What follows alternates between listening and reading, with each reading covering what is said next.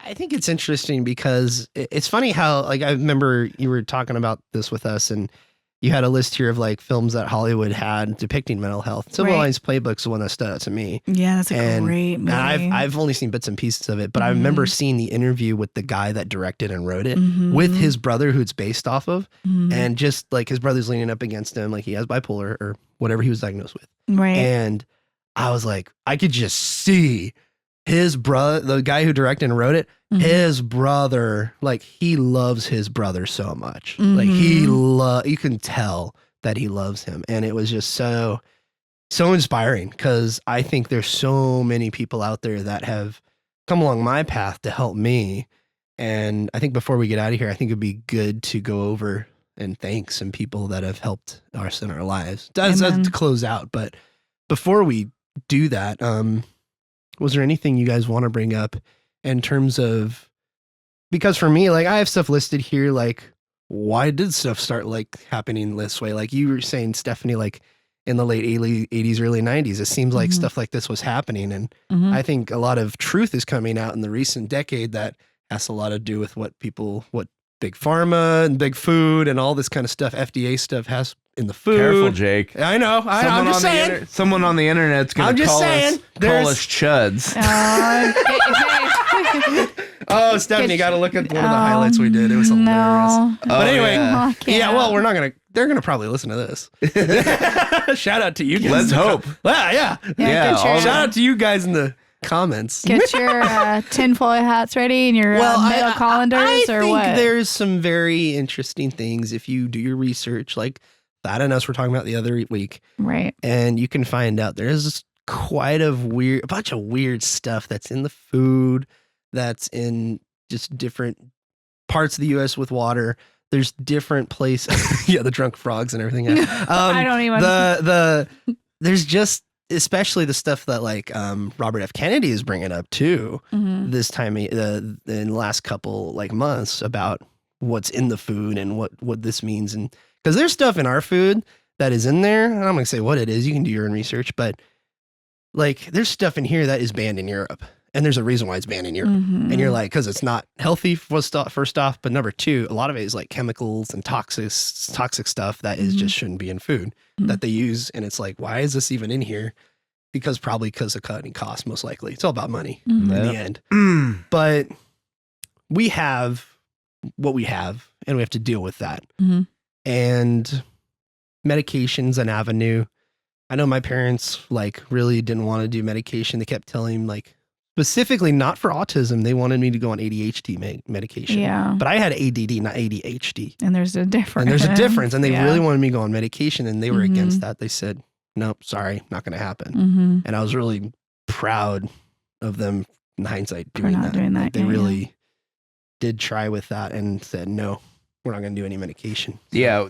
Definitely, none of us are doctors. No, here. we're not doctors. So we're not saying that nobody should take medication. No. But in my experience, the decision. Both of our experiences. Yeah. In both of our experiences, we found that we ran into where basically medication was being pushed that was not addressing the problem. Yeah, and some people go on medication and it works really well for them. And they finally find like your concoction, like you were saying, Stephanie, and stuff that works for them.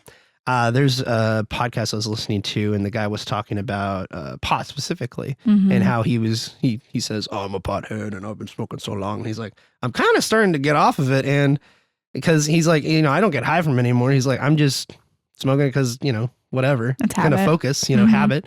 And he's like, but now I'm starting to, and there's even people in the comments of his podcast saying, oh yeah, like you should just try to get off of it. He's like, I tried doing, like I was on it. I was like smoking pot or, brownies and whatnot for 10 years.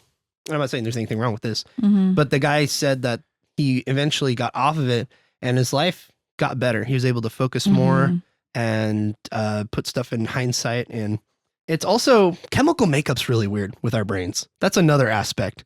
Like for me, I had an allergic reaction to something in a vaccine. Not everybody's going to have that reaction. No. Everybody's different. And the chemical makeup of your brain, all this kind of stuff, just everybody has different reactions to different stuff. So if you need to take medication, if you need to smoke pot, sure, why not? Medical use is medical use. Like if it helps you, it helps you. But, and some people doesn't help them. So I can piggyback on that. So my daughter is 9 right now, 9.5. She's almost 10. I can't remember. And so when she was little, and I'm sure your parents had noticed, and it's really hard as a parent because your kids are a guinea pig, right? You never know what's going to work. Yeah. I had a sense that something was off. And I had a lot of experience, but not as a parent. We actually just discussing that over dinner last night. I never even changed a diaper until I had my daughter in the hospital and I was 30. So I was talking to my husband and we knew something was off. And as she progressed in age, and we had a trauma happen when she was 7, and she came up to me and said, "Mom, I think I need to talk to somebody." And to have that self-awareness so young is exceptional. And I called her pediatrician and we sat together and talked to her doctor. And which I got to commend this doctor 100%. He didn't just pump her full of meds. He referred her out to talk to another professional, another provider. Good. Which I praise this man, because I was like, if you're just going to pump my daughter for pills, I don't want to do that. Yeah. Because we had avoided it for so long. Yeah. Right. And that's part of why my daughter is homeschooled, because if I kept her in traditional, they legally can't tell your kids to take meds, even at a homeschool or a charter. Yeah. But there can be an implication. Oh, did you get her tested for ADHD? They can do that, but they can't diagnose, like we were just talking about. Yeah. And so we waited all that time, and my daughter was really suffering, and we didn't want that. Clearly she's a young, vivacious, sassy thing. She got diagnosed with PTSD, ADHD, and anxiety disorder. And we already knew she had a pretty severe anxiety disorder. She had gone through similar things to you, Jake. She became very apathetic. We were talking about that, David. And for a young child to go through that, not wanting to leave the house, sleeping 14 hours a day, that's not living. You're just surviving. Yeah. And so finding that concoction, like we were just talking about, and gosh, the side effects to some of these medications. I was talking about that to somebody else recently. Impending doom is one of my favorite ones. Or antidepressants, suicidal ideations. Suicidal ideations. Yeah, or suicidal tendencies. So like you can go do these things, but it's supposed to help stabilize you. We're talking about chemicals as well. These are all mind-altering drugs, and you never know what you're... And also, like, I mean, with people with ADD and ADHD, it's the way I describe it to people, and if you take offense to it, you can, but it's just how it is. Literally, like, it's scientifically proven, wires are crossed. And the behaviors are managed differently. Yeah. And there's a remedy for it, and there's ways to navigate around it.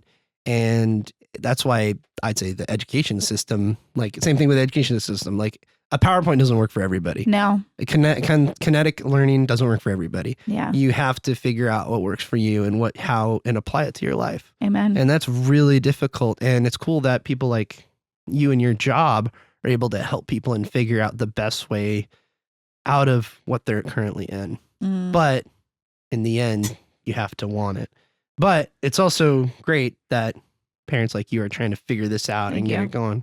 Because there's some that just don't care too, which my heart goes out to those kids too. So you're the biggest advocate for your kids. Yep. You know, you have to not just advocate for yourself, but you advocate for your children, because you're the warrior for them. Yeah. So and that's something that I always thought of, like, especially like as an adult, like, man, if I have kids, like, I was like, oh man, I'm so stressed out with what's going on right now. But I'm like, well, if I have kids, the stress not going to go away. So I need to handle and manage the stress so that when I do have kids, I can figure out and not worry about myself, worry about them. Right. And validate them and give them that validity. Because that if you discredit them, like if I just told my daughter to get over it, can you imagine? Oh God. That would just destroy it. And then we work with teenagers, all three of us are youth ministers. So it's like, if we tell, you're just a teenager, you don't understand. No. I'm like, okay. Yeah, exactly. Oh, well, that's, we can go down that rabbit hole another time. But You have to validate them. That feels real to them. It is real to them. And a lot of that it starts with listening. Amen. Look at you come back around.